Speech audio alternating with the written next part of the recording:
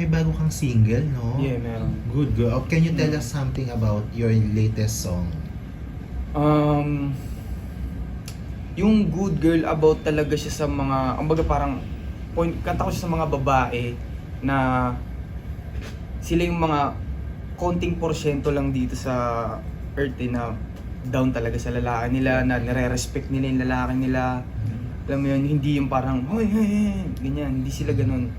So parang yun yung kanta na yun para sa mga ganong klaseng babae na kumbaga ginagampanan talaga nila kung ano yung pagkababae mismo. Hindi yung parang sinasakal nila yung mga lalaki nila. Na-meet mo na ba ang yung good girl? Actually, tingin ko oo, pero yung hindi ko siya na-meet na parang yo, good girl ka, hindi. Kumbaga parang for me, hindi ko alam kung sa lahat din, pero para sa akin, yung good girl o yung dream girl, kine-create siya eh.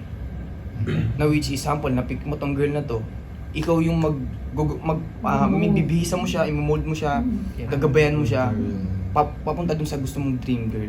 Kasi hindi mo siya mahanap eh. Parang So gano'n. hindi mo pa nahanap? Actually, hindi ko po siya nahanap, nakagawa na ako tingin ko ng isang dream girl. Ngayon may good girl ka ngayon. Meron, pero madami. Hindi, joke lang.